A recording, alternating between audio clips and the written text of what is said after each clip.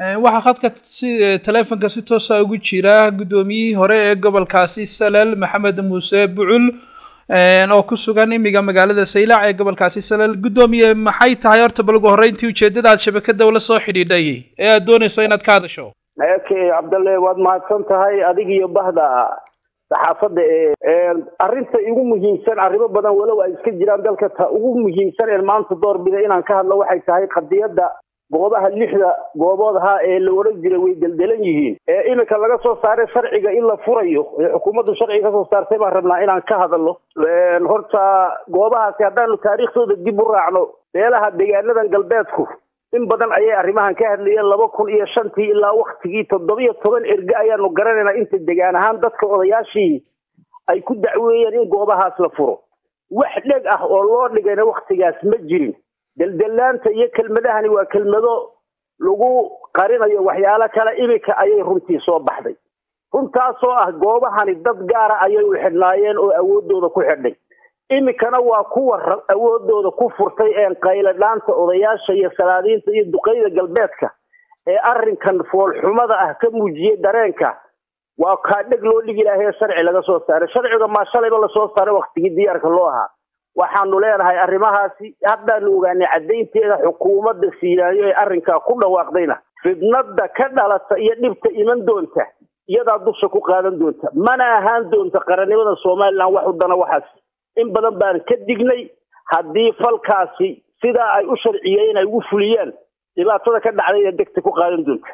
waan gartay gudoomiye markaan bal taariikhda aad sheegayso dib u raaco adiga laftirkaagu maamul baad soo qabatay badhasaad baad soo qabatay inkastoo aanay goobahani gobolkii aad maamuleysay ka tirsaneen haddana maamul guud baad ahayd intaa markaa ogaalkaaga bariga maxaa wax looga qaban waaye kolley waxaan walaal ku sheegayaa horta marka hore anigu waqtiga maamulka aan hayay xitaa waqtiyo aan maamul bahayn oo siyaasiyiinta ee waxgaradka beesha aan ka mid ahaa oo ka galay ergooyinka beeshu ay dirtay arrimaha ka hadlayay muddo 3 goor ayaan ku jiray ergadaasi wax dhagaha loo dhigay ma jirto waqtigaana waxay u xidhnayd kuwan qarsanayay waliba reer bay u xidhantaa reerkaasi oo reerka Sacad Muuse isku muddo jiray waa Nuux Ismaaciil waliba waxa fidnadaasi hadalka deegaano bug ah oo jirin ayaa lagu raadinayaa deegaankaasina waa deegaan sharciyeysan oo gobolka Awdal ka tirsan gaar ahaan degmada Lughaya ka tirsan annaguna waxaanu nahay dadkii siyaasiyiinta waxgaradka u ahaa dadka deegaankaas waa dadka iyagii wax meesha degan marka arrimaha iyadu dhagu gudhigi weyday kolley waxaan u aaneynaa kuwan hoos mar walbaba waxa hoosta kaga jiray oo xukuumadda ku jiray wasiiro iyo shakhsiyaad siyaasiyiin ah oo xukuumad kasta ku hoos jiray ilaa tii rayaale ilaa ma tii cigaal ilaa iyo tan Siiraayo kuwaas ayay u xayirneed kuwaasaana ku baayactamay oo xagta ku hayay oo lahaa ma ay gaarin waqtigii joojiya waxa kaliya loo aaneynaa waa kuwaas ka soo jeeda reerka aan carab ku dhus marka gudoomiye hadii sida imiga dawladdu mararka qaar ka soo yeedha ay leeyihiin goobahan mustaqbalkooda iyo aayahooda xagga dambe ka sheegi doonaa imikana waxaan u soconaa waa diiwaangelin oo kaliya maxaa ku jaban arrintaasi waxaan ku sheegayaa walaal kolka goobahaasi la furi waayay ee dadkii dhig loo dhigi waayay dadkaas anagu dareen ahaan waxay door bideen dadkii deegaanka deganay inay deegaanada kale ee degmada Lughaya ka tirsan iska diiwaan galiyaan si ay codkoogaas meel ugu helaan iyagoo waliba muujiyay waayeelnimo iyo maxaan ku raaxil kasnimo ayay halka ku tageen oo goobay kale iska diiwaan cid kaliya oo deegaanka ka tirsan oo iminka aan diiwaan gashanayni ma jirto dhammaan dadkaasi way diiwaan gashay waxaana markhaati ah wasdigii ay xukuumaddu soo dirtay maalinta dhaweyd waraaqii oo cadcad baa la tusay inay dadku wax ka diiwaan gashan deegaankaas oo ka dhiman ayna jirin dadkaasi way isdiiwaan galiyeen waxa ka saxaarada kalifaya in saxaarada loo keeno hadda oo furani ma jirto maadaama ay dadkaasi isdiiwaan galiyeen cid u diyaarina jirin dadku ma cirku ka soo daadanaya imika mise boobka iyo deegaan boobka ay wataan baan deenu fulinaa yeelmayna leenahay taas gudoomiye hadii aan ka dhex galo hadii xukuumaddu ay wafdi soo dirtay oo ay deegaanadii gaadheen dadkuna ay u sheegeen ma taqaanaa inay isdiiwaan galiyeen haddana la leeyahay sanaadiiq baa la keenayaa waa la diiwaan galinayaa ma kula tahay inay wax ka khaldameen fariintii xukuumadda lagu celiyay masalan ka war haysaa wax wafdigii la soo diray xukuumadda ku celiyeen ma ka war haysaa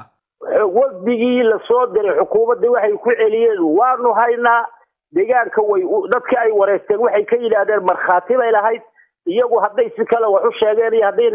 si wanaagsan wax u sheeginba dadku fariintii ay direen baa ka muhiima intaas waana loo diray wayna heshay waxaan se walaal kuu sheegayaa arrinkaasi sanado badan baa laga soo shaqaynayay dheg loo dhigayay ma jiro waa deegaan cusub waa dal cusub dhul baa loo raadinayaa gobol aanin berberaba maaha meel dawladeed ummadda Soomaaliland ka dhaxaysa waxaan kuu sheegayaa reerkaas u bareeray inay deegaankaas boob meesha wadaan oo dadka gawaari waaraada ku soo guraan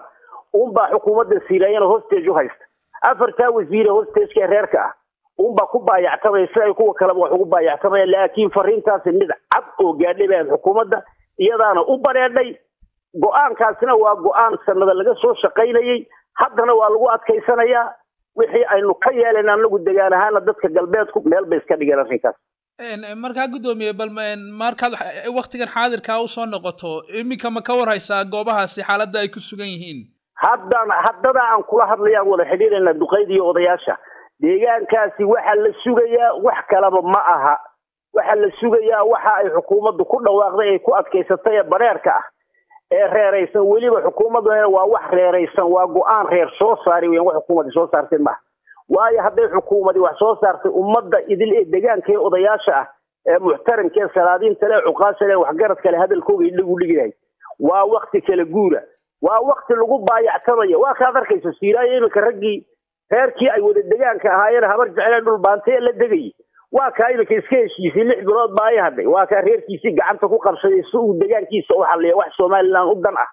uma aragnaba anagu waxaan aragnaa wax uu deegaankiisa ku xalliyo waa raganimo laakiin kuwa musharaxiinta ah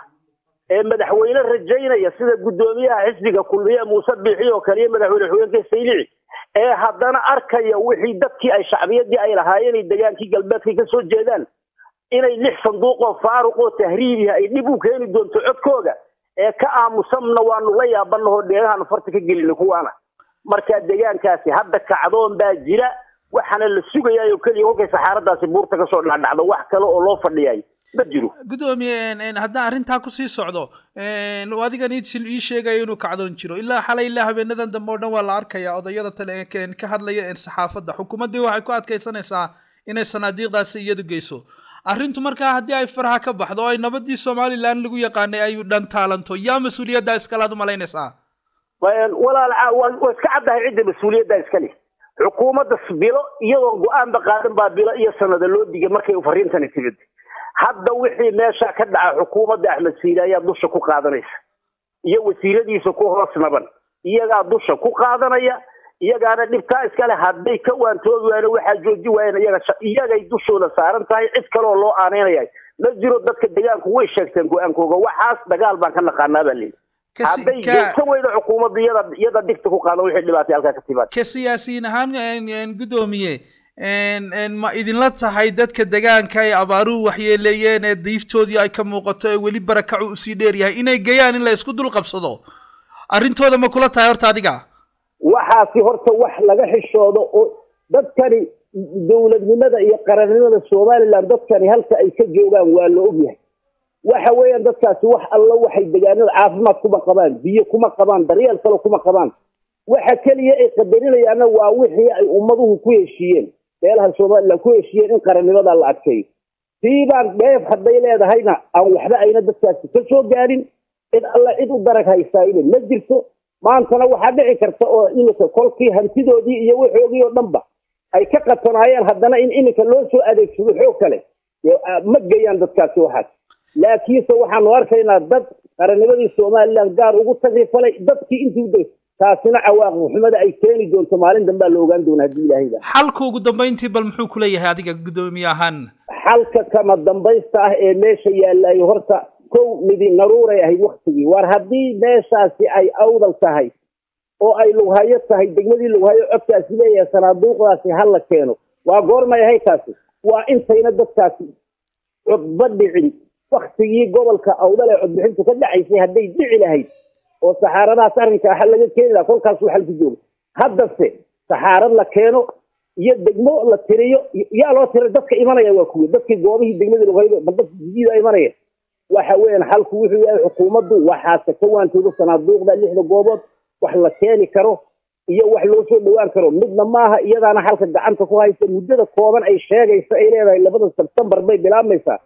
hadda ha ku dhawaaqdo maanta aanu berri ha joojiso